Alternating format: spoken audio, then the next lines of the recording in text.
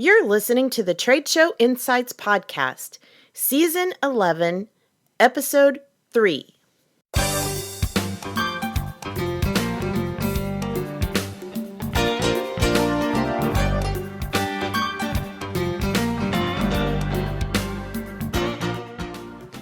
I'm your host and exhibit marketing strategist, Marlis Arnold, bringing you tools to improve your exhibit results. On today's episode, brought to you by the Exhibit Marketers Cafe, we're joined by a special guest expert who's going to be sharing advice and tips on exhibiting in Europe and the UK.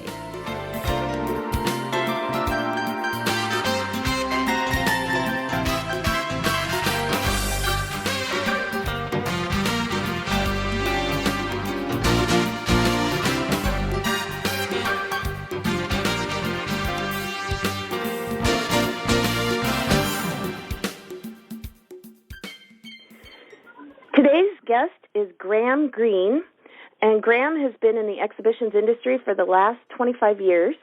He began with a freight forwarding background, which provided an invaluable experience in European logistics. He served as director of Graham Rowland since 1989, working with exhibitors of all sizes in all the major exhibition sites across Europe. I've had the opportunity over the last couple of years to work with Graham, and I know he's very knowledgeable when it comes to exhibiting in Europe. So that's why I've invited him to join us from his home base in the UK to share his expertise with us here today. Welcome, Graham. Hello, Marlies. Well, let's just start. I know exhibiting in Europe is a topic that intimidates, I guess I could say, a lot of American exhibitors just because of the fear of the unknown, and then there's a lot of rumors and maybe some misperceptions that have lingered that maybe aren't really a concern, and then there's other things that maybe American exhibitors don't even realize that they need to be aware of. So let's just kind of walk through some of the things that I hear from exhibitors all the time that either they're getting ready to exhibit in Europe, or maybe their manager or somebody higher up has said, "Oh, we want to go do shows in Europe," and all of a sudden the exhibit manager is like, Yes. So let's kind of help put away some of those fears, starting with probably one of the biggest topics is the display itself, or as you all over in Europe and the UK call it, the stand. So what are some of the things for the exhibit structure itself, the fabrics, the raised floors, the walls? What are some of the things that exhibitors need to be aware of there? Yes, I think what I'd like to start by saying is that it's all very similar. It's not as different as some of the North American exhibitors feel that it is. It feels that maybe it is very daunting coming into Europe. And I find actually there is quite a few similarities. The whole process of exhibiting is more or less the same as you would in each state. And we now do a job for a company for the last couple of years where she actually calls us the extra state. So she just thinks now that dealing with us in Europe is just that she's dealing with another state, because she has different regulations that she has to adhere to. And by using ourselves, we're just basically on the end of a phone call for her all the time. So by being an extra state, it certainly helps her, gives her the confidence to use someone within Europe. As far as the stand materials, etc., that you find, we go with a lot of raised platforms, and then we use a lot of conventional materials, timber, metal, very similar now to what you get into in America. We have a lot of build, more so build in the UK and Europe than you would do in Europe. You get in the US, you get a lot of system stands, and we have a lot of those coming through in Germany now. But a lot of the UK, we do a lot of our own build.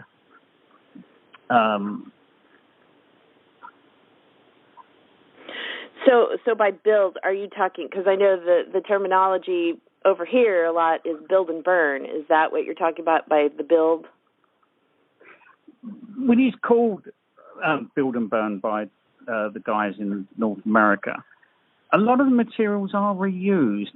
Doors, wall sections, graphics, flooring. A lot of them are all reused. They're actually packaged up after the show, returned and put into storage.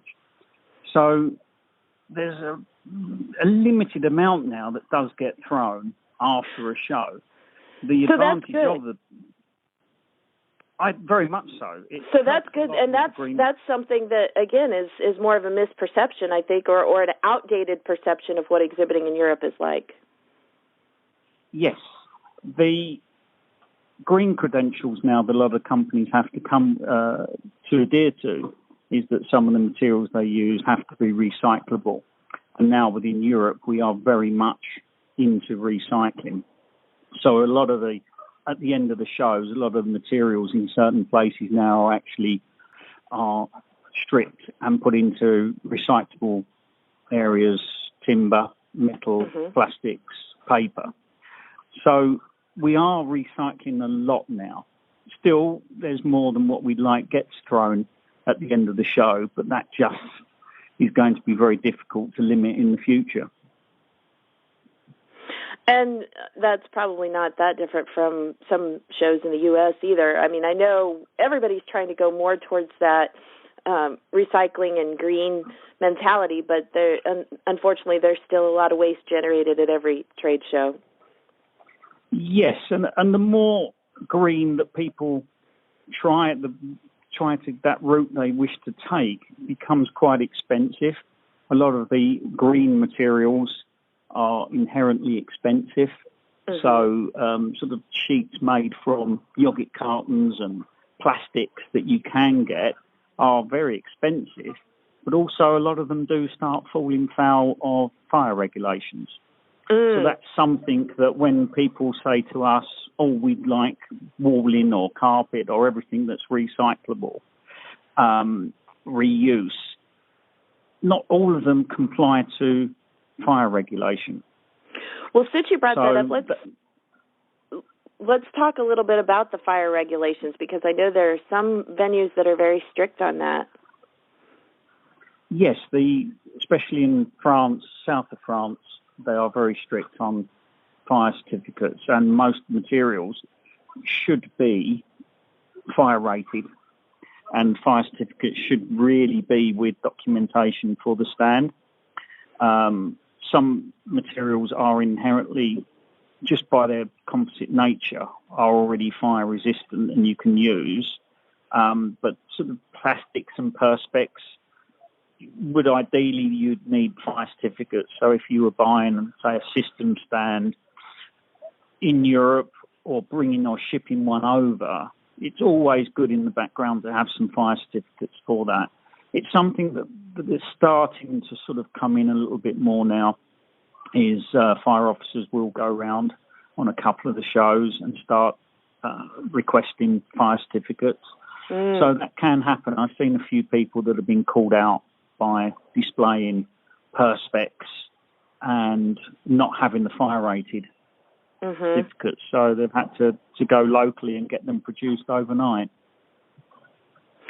Yeah, just one more headache there on show site. So it makes sense that, if you've got the certificate, just make sure that it stays with the display so that you've got it right there if anybody makes you It's always useful. You could go through 2 or 3 years where you won't need it.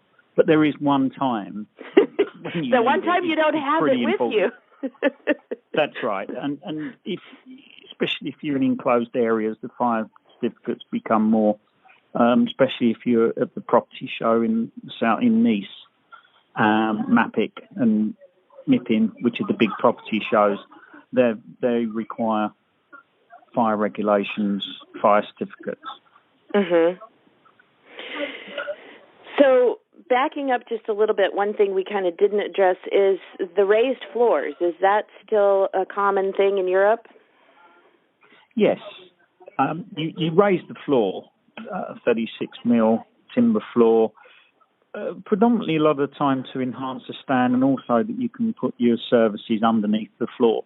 so it doesn't encroach upon the stand, and you wouldn't be allowed electrics cables across your stand. Pretty much the same as anywhere, really. You're trying to find ways to hide all the services that you've got, and it creates a good area, and it denotes your stand quite cleanly. So we generally put down system floor. We have a few system floors, so it's quick and easy to lay, transport around, and come back into storage. So your floors, once again, are more of an item that you wouldn't class as build and burn now. Well, that's good. And the other thing is, like you said, this is something that you guys do all the time, so it's not a complication on your end. I mean, for an American coming in, it's like, one more thing to think about. But for you, you have this down to where it's just, a natural part of the process. Yes, very similar to what you would get with your own exhibit houses. You give them the problems and they resolve them without any hassle at all to yourself. That's great. I think anything that could be streamlined or easily checked off that checklist for the exhibit manager is going to be a beneficial thing. Yes. When you're coming in from the States, you're flying in. You want to come into something that's looking good, that you've got good positive, and after a long flight, you don't want to walk into problems, and as soon as you land, you get phone calls to say, oh, well, this isn't going to fit, this doesn't work. You just want to get off the plane, get to the hotel, get to your venue, and think, right, these guys have got it all under control, no problems at all. Exactly. Well, let's shift gears a little bit, talk about some of the labor issues. Here in the U.S., as I know you recognize from having been an exhibitor over here, issues like drayage and installation, and, there's a lot of labor issues and complications. What about in Europe and the UK? Is that a big issue over there?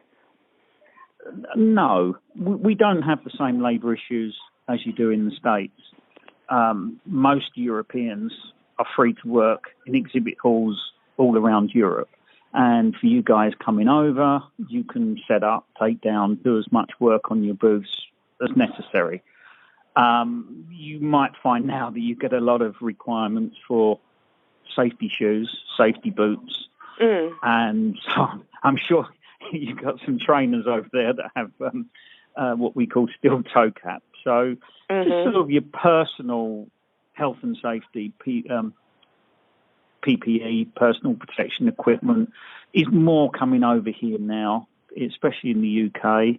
Not so much in mainland Europe, but you'll find that you can pretty much work, you can set up your own booth, take down your own booth, carry your own items into the hall, meet your contractors and carry some screens in and help. It isn't an issue for us at all. On-site services, you've always got on-site services that you can use, forklifts, people to carry your items in. They do come at a premium, but not as what you would be used to paying in some of your states. Us as an exhibit house, we tend to deliver our own items onto site. We don't have to go through third parties. We can just go straight to the venue, unload, and go straight up to the door of your stand, basically. So we're pretty free. It's not the same. The drayage costs aren't as heavy and as expensive as you've got in say, when I come to Vegas. So you've got an option, but any drayage, any on-site costs, the exhibit house would take care of those, and they would be in your estimate or your cost for the show. So you would have an idea of exactly what that will cost you before you actually leave the States. Whereas when we come to America, you get the bill later on of the drayage charges, which includes the waiting time. So you're never quite sure. It could go from $300 to $1,000 in the blink of an eye. But if you're coming into Europe, you can fix those costs, and you know what your drayage costs are going to be before you arrive at site. You'll get the odd exception where your items are clearing customs. You have a problem with the items at customs, so you may have to get a courier to deliver it from the airport. If it's stuck in customs and you can't be released because of paperwork or a slight anomaly, then you may have storage charges to pay the airline. But it's really how thorough you are with your documentation before it comes over. And if that's the case, it shouldn't have any difficulties through customs. Well, that sounds great. That's, I think that's one of the biggest worries for American exhibitors. So, knowing that that's not going to be some big unknown number out there, that it's much more controllable, I think helps to make exhibitors feel much more comfortable. Yes. You've got a lot of control. If you use the right exhibit house, you shouldn't have any extras. You shouldn't have any costs that you haven't agreed beforehand that are loading onto your invoice. Mm-hmm. You can fixate the cost of your show coming into Europe. So you think, $4,000 is going to end up as $8,000. If your exhibit house is doing their job and any extras that you have requested as you've gone along, you've pre-authorized and you're happy with, then you should, as you land and you finish your show, your cost should be as what you'd agreed right at the beginning. That's great. Well, I want to kind of back up. You had, as you were talking about that, you had mentioned customs and having something get stuck in customs. I think that's another issue that a lot of American exhibitors worry about is just the shipping and dealing with customs and what kind of lead time all of this requires and, how can they plan ahead for that? Well, the time in customs that your items spend clearing is much shorter than it would be in the US. Sometimes we've waited occasions in the States for up to a couple of weeks sometimes, and if you've got an airport that's working quite slow, a week, 10 days, without any problems of paperwork, etc., just to clear customs. You can clear if you've got the right paperwork and you've used the right clearing agent, then it should go through customs pretty quickly. There's no reason why you can't have something within a couple of days to the venue. It's pretty much mapped out what you need to do. If you use a good agent, they probably won't be the cheapest, but then you pay for what you get on exhibition freight, really. I would recommend that you use an agent that handles exhibition freight pretty on a daily basis. Although that is a premium, it will have benefits. Mm-hmm. So, yes, you will get plenty of cheap quotes from your shipping company for air freight to Europe, shipping sea freight to Europe. But it may just be that the premium service I would recommend every time, because of the reciprocating agent in the UK will be familiar with handling exhibits and exhibitions. Obviously, some of the American companies, a lot of defence companies coming over have requirements for import licenses and other specific customs requirements because of the nature of the goods that they're shipping over.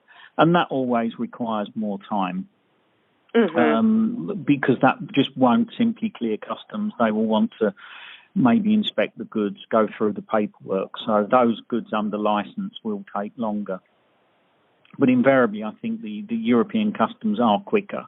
But once you've imported the goods into Europe, say you import them into Germany or you import them into London, you then have got free movement around Europe with those goods. So you could then do your show in France, Spain, Italy, back up to London, and then fly back from Germany. So once you've cleared customs once, you don't have to then go through all the borders and clear each individual customs. Once it's imported into Europe, you've got free movement of goods. But be careful, because obviously if you're shipping sensitive goods in the defence industry where you have licenses and carnets, then there may be specific rules that you need to follow. So Sure. unless you're shipping something that's sensitive or is under import license and strict controls, then you should have free movement around Europe. Well, again, that's another area I think where you've alleviated a lot of headaches and fears that exhibitors in America have. So, because I think there's a lot of these things that are changing, or else maybe we just had the wrong ideas all along. Maybe it never was as bad as what we all thought. No, I think people, we've got a big, as you guys say, a big pond between us, and that really, I feel, is it. And I think if people have the confidence to come out, it's not a complete alien world, and it's very much the same. You have the same financial constraints, you have the same decisions, what type of stand we go with. Do we have a system stand? Do we have a build stand? Do we have the advantages of the build stand? Do we have a system that stays in Europe for the duration of all our shows? And these questions you will ask yourself if you're in Pennsylvania or if you're in Alabama. You'll have exactly the same thoughts that what do we do for getting our system around the US and travelling across the States? True. As far as the UK is concerned, I think other statistics are that we can fit in the size of Texas or Colorado. I think is as big as England.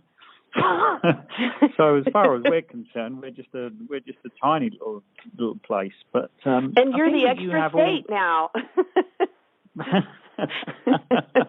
Well, politically, probably wouldn't go down too well. Yeah, no, I don't think that would go over too well with most Brits. But it is nice to know that from an exhibiting standpoint, you can be viewed as the extra state. We seem to have gained Halloween now. So we got a lot of dates that's been adopted by us from you guys now. So, it's an extra state. I don't know. Yeah. Well, it just all goes to show that there are more things in common than most people realize, and I think yes, you really have helped to clarify a lot of the things. So that's why I wanted to have you as a special guest, because you really are so knowledgeable about exhibiting in Europe, and you do make it very plain and very understandable, and do help put a lot of those fears to rest. So I do want to point out. Oh, go ahead. Pardon? Go ahead. I was going to say that the best thing sometimes to do is just what we call, we just pick up the phone. Yes, email. Yes, get in touch. Use the mediums that are there. But sometimes just a phone call is probably as easy to come over just to alleviate any problems or difficulties. And just a 10-minute chat. You can get things across much easier sometimes than an email. I can describe certainly somebody's going to do or what they intend to do, or if they think we will go for a system, or is a system going to be appropriate for what we want to do, then just pick up the phone, just contact us and just say, hey, this is what we're thinking of doing. Is this cost effective? Is this going to work? Or what are the things, the shortfalls that we need to look out for? Smart. Yeah, it really does. It comes down to having that conversation and getting the details straight the first time. So, well, you mentioned phone calls. So what is the best way for people to get in touch with you if they have questions or they want to have that conversation? Well, by all means, you can always say people are very welcome to email me. I'll always answer any questions. Free, helpful advice. That's what I've always based myself on, and literally helping people in the first instance. Whether we do the work in the end or not doesn't matter to me, as long as those companies and people coming over are getting a good deal. They may have an existing contract already in place. They may be using somebody that they've used for years, but if they want to contact me, I can always give them help and say, yeah, what they're telling you is right, and what they're telling you is absolutely right. So don't worry. What they are saying is correct. It could be as simple as that. And the other time is if on our website there is contact numbers there, even if they want to use that, they're in trouble in any of your listeners, if they're in trouble in Europe or London or wherever they are, they can always call 24/7. And if we can help, then by all means we can help or direct them to somebody who can. That's great. That is awesome. And what is that web address? Is www.grahamrowland, GrahamRowland.co.uk. Great, and we'll have that link in our show notes as well. And I also want to point out that if somebody's listening, this podcast goes live in February of 2016, and at the end of this month, Graham will be at Exhibitor Live in Vegas with an exhibit. So be sure and stop by, say hi, mention that you heard him on the podcast, and find out a little bit more about exhibiting in Europe. Yes.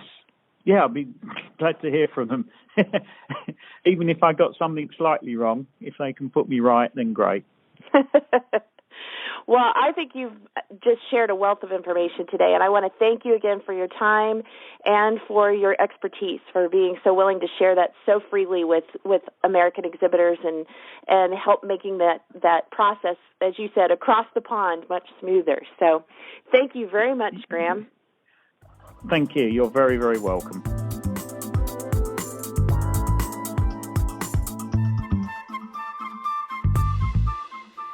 If you enjoyed today's episode and would like more, subscribe to the Trade Show Insights podcast and automatically receive future episodes on your chosen device.